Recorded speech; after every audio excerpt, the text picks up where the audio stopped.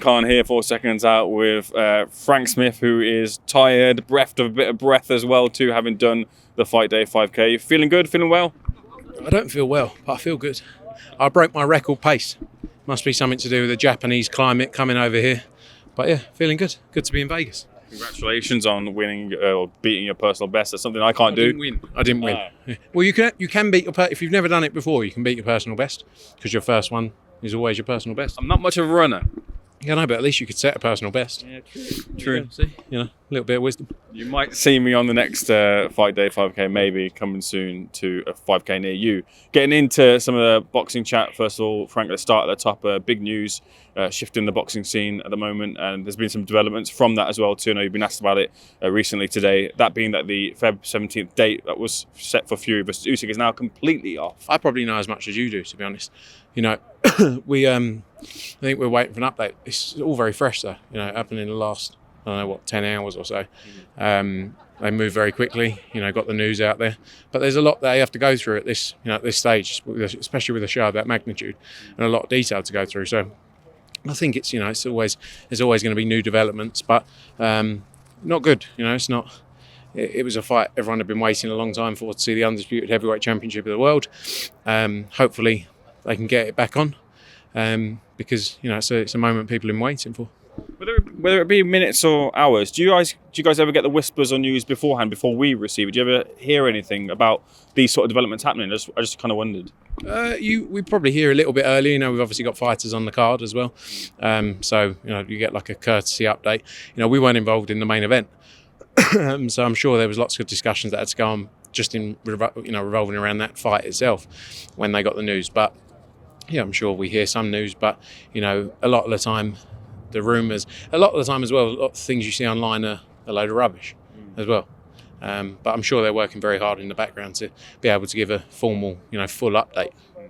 In amongst the reaction, there have been some comments from Alex Krashuk, and he suggested that this is a little guidance from God, saying that Tyson Fury should retire potentially after this. I saw it to Eddie, he said, look, maybe these are the little cuts and bruises that catch up to you in your career. Do you really think that's on the table for Fury to retire with such an undisputed fight on the line? I don't think so. Look, it's a huge moment in his career. It's the biggest moment in both of their careers to become an undisputed heavyweight champion of the world. I don't think anyone would turn that opportunity down. And the back and forth between them all, that's natural. That's natural fight. Fight politics and promoters going back, that happens all the time, doesn't it? So that doesn't really surprise me. But I'm not really involved. Well, not involved at all, obviously. But I'm sure that he'll want that fight. There are those in the industry, the public as well, too. Whenever these things happen, they want proof, and even when they get proof, they don't believe it. And I make myself clear here, Seconds Out and myself do believe Tyson Fury's account of the situation regarding the cut, but there are those, including Igis Klimas, who said he thinks that he's got someone around him to help him get that cut, which sounds ludicrous on the surface of it, but what do you make of people who don't believe the legitimacy of how it happened or the cut itself? They've just put the video out there of when it seemed to happen. It looked like an elbow. It's quite an extensive thing to go through, to cut your eye open, to not fight. There's a lot of other ways if you didn't want to fight than cutting your eye open. It's one of those things. We're in a dangerous sport, and it happens, and you can't do anything about it. Internet's a crazy place. No one's ever happy. Like you say, you give proof and they're not happy. But I think it's just one of those things, one of those unfortunate things that happens in this sport. What does it mean for Ante Joshua, who was pitched to, if he comes through the fight with Francis Ngannou, to be taking on the winner of the undisputed fight after the rematch, if that was to take place? Does that now mean that if he comes through Ngannou, that another fight will have to be in place to keep him, busy, so that he's not waiting for Tyson Fury to heal and then come back and then have that undisputed fight, or the fight afterwards? That's the problem with this sport and boxing, is you can't really plan too much beyond what's ahead of you. Yeah. If you focus always around the next thing, as we've seen so many times, it doesn't ever happen. His focus is March 8th.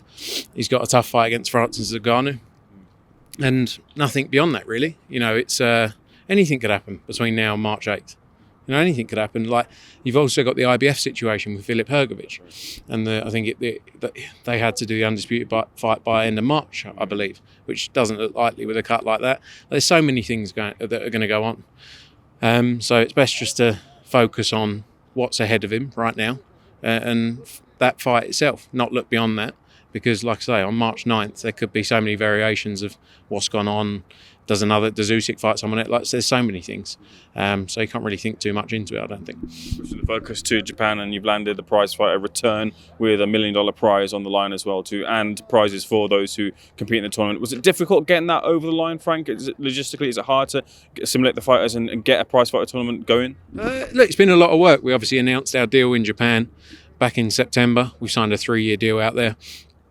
And we were always working through formats of what we wanted to do.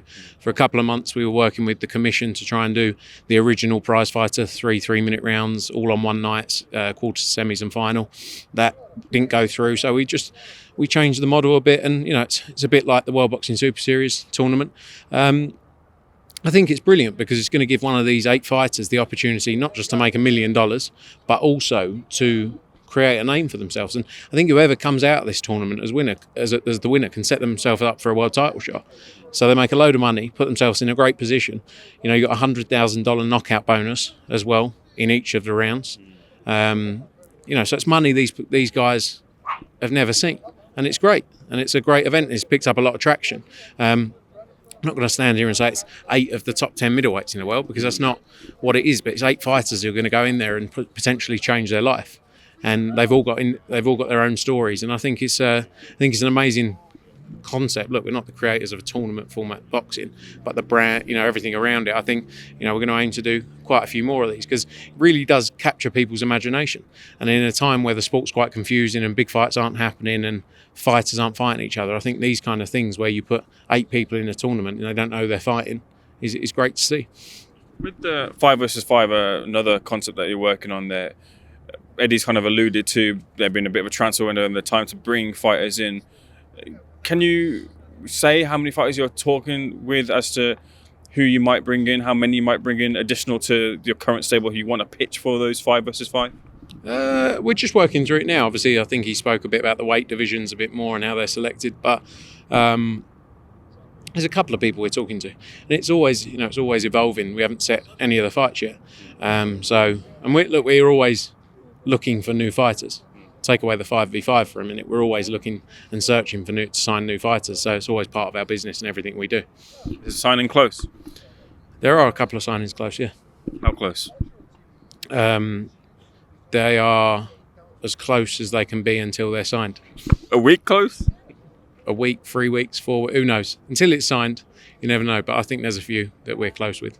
Fair enough, Frank. I appreciate it. Just one final thing, put you in a bit of a spot here, just regarding Chris Eubank Sr.'s comments regarding, first of all, Conor Benn, direction he's gone with fighting Pete Dobson, but calling out the likes of Ennis and Crawford. Feels like there's a bit of a disconnect there. Do you understand that? Speaking to Tony Sims, he said, look, we want titles, but that isn't coming right now. I haven't actually, funnily enough, watched the Chris Eubank Sr. interview. I try and steer clear of, for me, it's a difficult situation, but I haven't seen what he said, so I can't go into too much detail of it. When it comes to Conor and opponents, you know, it's a tough situation right now because of the UK, the board, not allowing him to fight when he's clear to fight and under no suspension. So it's a tough situation to make certain fights. There's so many fights we'd love to make, but they obviously, the other thing, it has to make sense for his career, you know, and it has to make sense, it has to be the right move as well. He will fight anyone. At 147, at 150, like that's what he is. He's always been like that. So he wants any fight. So, you know, the pressure's on us to deliver those. Knowing Canelo like you do, having worked with him in the past, Eubank Sr. suggested for Junior to redeem his career. He's got to fight Canelo. Do you feel that Canelo would be interested in that fight with Eubank Jr.? Is that on his radar? Have you ever had that discussion with him in the past about Eubank Jr.? I think really Eubank Jr.'s got to get a big win against someone, honestly, to set himself up for that fight, you know. And there's so many fights out there for Canelo, so many fights being spoken about. You know, one of the latest ones is obviously Terence Crawford. A lot of people talking about as well. But you know, I think he could be, because he's a massive name. Eubank Jr. is a massive name, but I think he needs to get a win first in a really big fight. Lastly, why should people tune in to Ben versus Dobson over Whitey versus Aziz? Because I think Conor Benn is one of the biggest names in British boxing. It's going to be an explosive fight from the start and a big knockout. Don't miss it. Live at 10:30 on DAZN. See you there. Great conversation. Much appreciated. Cheers.